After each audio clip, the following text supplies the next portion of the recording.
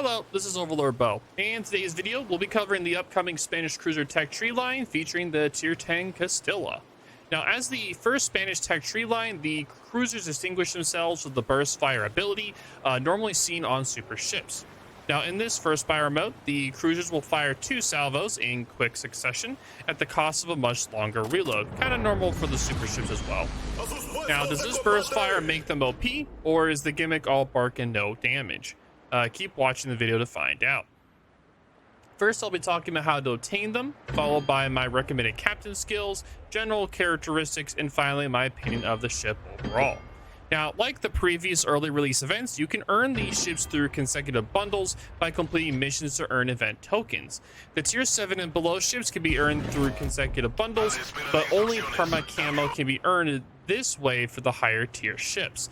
Now, the tier 8 Cataluna will be the final reward for the 12.6 paid battle pass, the 2500 doubloon one, not the super expensive one. So pretty much you can just get the base battle pass and you can get the tier 8 one from that at the end. Now, both the tier 9 and the tier 10 the Andalucio and the Castilla will instead be part of a random bundle, requiring you to gamble doubloons to obtain. The Andalusia is a random drop, while the Gdansk becomes available after buying all the random, not the Gdansk. The Castilla becomes available after buying all the random bundles and paying an additional 20k doubloons. Naturally, I don't recommend getting the Castilla this way, so I would definitely say just wait patiently, wait until the ship is fully released in 3 months. 3 months down the line, you can grind her for free and spend your money on other things like I don't know. Pretty much, you can do whatever else you want with your money. It's your money, but you can do whatever you want. I'm just giving my advice, but normally I would say just exercise some patience and maybe give me some Amazon Primes, because all the Primes are nice. Also, what's this Prime Day? If you guys got anything recently from Prime Day, let me know down in the comments down below. I'm actually curious. I did get a new bed sheet. It's actually super comfy. I got that recently, which is really nice. So let me know if you guys got anything interesting from Prime Day. Now, moving on from that, we'll be commenting on the captain build, which will be shown on the top right. It's pretty much a standard kiting build often seen on other cruisers. It's a well balance between survivability and firepower. Definitely a good recommendation for this line. Now, you can technically, I did see that there is a capability here for secondaries on this ship. You technically can build them if you want, but I've had trouble with the ship being a little bit too squishy. It's not as tanky as a Napoli, and the Napoli also has a smoke ability to get out of situations, so you can run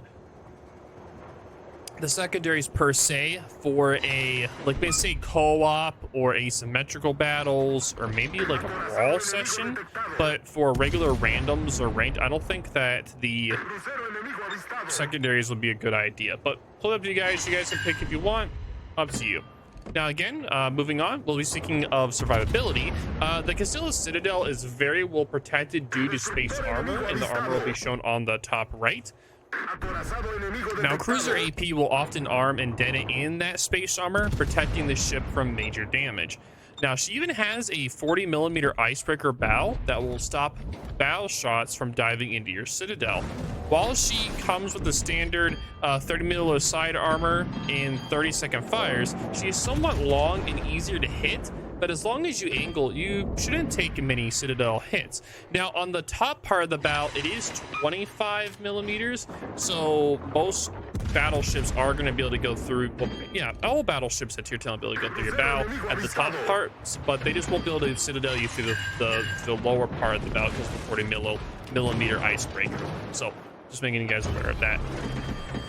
Now, moving on to that, on the other hand, the guns are very well suited for scoring multiple citadels on other cruisers, and the dispersion will be shown on the top right.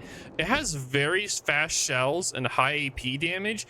The shells almost feel like Petro shells, like in how quick they move, like a Russian shells. They're really quick. It's pretty insane how quickly they are. And definitely the burst fire will strike fear into any cruiser or CV that dare show you broadside, as you'll be seeing later on in this match. I did do quite a bit of damage to a few cruisers in this match. Now, with some decent RNG, you can obliterate any cruiser before they turn out. Now, that being said, though, most of your salvos will be of the standard single shot variety. Her HE output is subpar, but good enough that enemies can't simply ignore. Now, I did have a lot of issues of getting fires with the Castilla, so if you're trying to use more HE on the Castilla than AP, I would definitely say run the HE flags and maybe switch one of the builds from the spotter plane skill to the HE one, so you get that extra fire percent chance, because you do have issues sometimes getting fires with this particular ship. Now, if your guns can't finish off the enemy, then your 8-kilometer torpedoes give you that option at close range. The torpedoes do deal a respectable damage, but you only get one rack per side, so it's definitely not enough to kill a healthy BB unless for anything but knife fights, pretty much is what the torpedoes are for. But you at least have the option should you choose to close in with the enemy. Now, the anti-air is surprisingly not bad, but as usual, good CVs will just ignore you. What they ignore is your ridiculous high base speed of 37 knots. This thing is insanely quick. Now, French cruisers will still outrun you with their speed boost, but her unusual high speed will definitely throw off most players who won't be expecting such a big ship like the Castilla to move that quickly. Her turning isn't too shabby, and should running in a straight line not be the optimal play. Now, the ship does have an 11.7 kilometer concealment, which is it's mediocre-ish, but it's good enough to ambush other ships with spotting support. But a ship of this size, though, the 11.7 kilometer concealment is actually, I find it really, really nice, even though it's still mediocre to do to some other cruisers. But for a tier 10, I still find the 11.7 to be really, really good. I was able to go dark multiple times in this match when normally like a cruiser of this size wouldn't be able to, so I found it very, very useful. Now, my overall impressions of the Castilla is I found it to be definitely a joy to play. Whenever I was playing this, no one expected the Spanish burst fire whenever they decided to turn broadside to me, like even for just 1 second, only to explode and wonder what happened. It was a lot of fun for sure. But it's not her only use for the burst fires. The burst fire can also help you relight fires with HE. It does serve as a powerful parting salvo as you go behind an island, or even a metaphorical middle finger as you fire one last salvo before going down.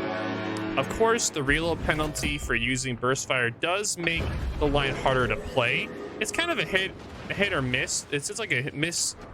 It's hit or miss your salvo. You effectively have AFK for 30 seconds while the enemy gets to do whatever they want. And single fires still overall gives you a better overall DPM. So knowing when to burst fire and when to single file is critical to succeeding in this line. Now, again, the ship will be available in the early access in the 12.6 patch coming up in this week. Also, coming this week as well, drops will be turning to Twitch, which will be going out on this coming Thursday, which will be, I'm just going to look at the calendar real quick, which would be on the 20th. So make sure you guys stay tuned for that as well, because my channel will be having drops as well, just like every other channel, but, you know, just putting that out there. But yeah, again, this ship, like, it feels like I want to say like a Napoli with kind of like petro guns in a way. It's kind of how I can explain it, but you have the AP isn't as good as petro guns, but they're still pretty decent. I still find the AP to be really, really nice. It's definitely a lot of fun to use them as well. Like, I definitely had a lot of fun playing this ship in this particular match for sure. One thing that I did have issue with, like I was saying earlier, is getting fires. For some reason, I had like a really rough time getting fires on this ship. So like I said before, if you personally have issues getting fires, I would definitely say stack the HE flags, maybe switch the spotter plane build on this thing from that 2-point skill that I showed earlier to the fire one instead to get the extra fire chance. But the reason why you take that spotter plane build is, one, if you look at the range, you only have a 17.1 kilometer range in this ship, right? So that spotter, you get the extra spotter planes, and then you get the extra time that it's up. So it's very useful to get that extra airtime so you can increase your range, because most of the time you're trying to do like mid to long distance, so a lot of these cruisers will be able to outrange you. So you'll need to use your spotter plane and make sure that, you know, if you're spotted and you're having the gauge, you can still shoot at them. That's the main reason why you kind of build into the spotter plane build, is because of the fact that you only have a 17.1 kilometer range. Now, again, you could, in theory, build into the range instead of the reload, which is totally up to you. But personally, I would say just use the spotter plane. The 20.6 kilometer range, I think, is plenty enough.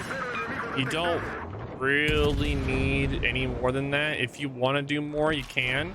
If not, it is totally up to you. It's, you know, personal choice, of course.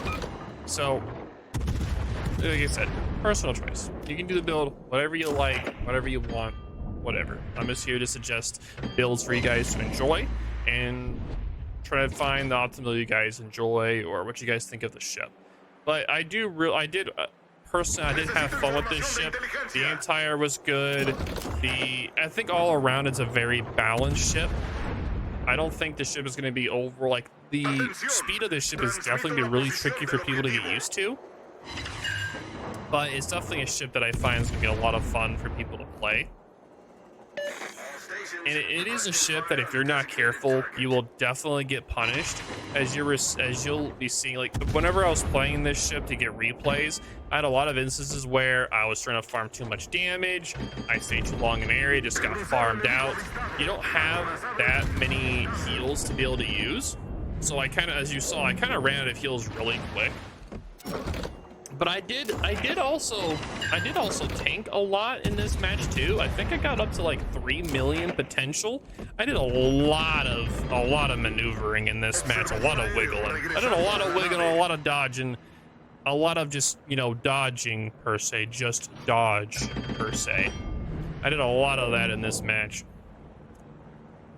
But this ship definitely does a really good job with its maneuverability, which makes it really nice if you got that higher skill level, or if you are able to, if you know how to throttle juke and turn. Besides that, you guys didn't see that. Besides using your throttle juking and your being able to use your rudder and you know, turning properly, you'll be able to do a very good job of dodging and weaving, and overall just doing a very good job overall with this ship. Now, for those of this match at this point, I was trying to stay alive. I didn't want to overly, well, actually, I'm not going to say that. I was pretty dumb at this point. I should have never turned back in this Yamato, especially with how much health I had. I should have just used the island that was behind me and just farmed the Yamato from behind it. But me being me in this, and I also did this at like 5 in the morning. I was playing at 5 in the morning, so I was like super tired. I was like, man, I want damage. So I decided to try to farm them. I did do a very nice dodge here. I switched it from 3/4 to full to get that dodge off. Now, the ship doesn't have the quickest acceleration, right? But it does have a very high top speed. So if you're able to kind of like throttle juke from, say, about half or 3/4 to full, you'll get a nice little speed up, which is really good for you to be able to do that nice throttle juke dodge, which is really, really, really nice for this ship. Also, the torps are only 8 kilometers, so there's no point in me firing them here. That's one thing I wish they were a little bit longer range. Like 10 kilometers. 10 kilometers, I think, would be perfect. But at the same time, I think overall the ship does a very good job at what it does. It's meant to be mid to long range kiter. The secondaries are also really nice as well. I have a feeling that if like people want to like meme with that, they could get a good secondary meme going with this ship. Like, I don't think it'd be as strong though as the Napoli, due to the fact that the Napoli has that smoke to be able to get away. This ship doesn't have that same escape potential the Napoli has, so I don't think these secondaries are going to be as effective. But for co-op and asymmetrical, this ship would be really good for that for secondaries. I think that it'd be so much fun to take this thing into like into a co-op or asymmetrical battles or even like a brawl. If there was a brawl, I think if you just took, you could potentially just do a just straight up full secondary build, get the torpedo as low as possible, no concealment, pretty much like a lighthouse build for operations, and just go in pure DPM, pure damage, just have a blast with it, just have fun with it in brawls, and I think it would do really well. I think it'd be a lot of fun to play. Again, the ship does have only 55,000 health, and it's pretty long, boy. It's a pretty long ship. It's pretty long, so you're not going to be able to do the best with the ship. Now, I did skip over the replay because I was just sitting here for a lot of the match, kind of just waiting to be able to. I didn't want to die. The match was a very close match, as you can see, and if I knew if I died, it would have switched the points over. So I didn't want to give them that point advantage. So I was just kind of just waiting out the time.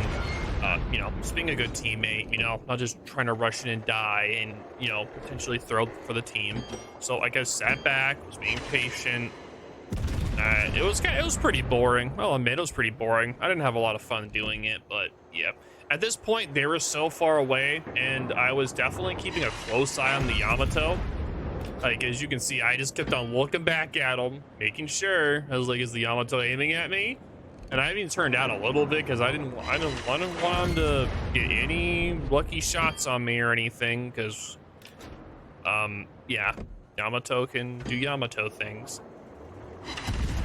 But yeah, though, that is gonna be it, though. If you guys have any questions or concerns, definitely in the comments down below.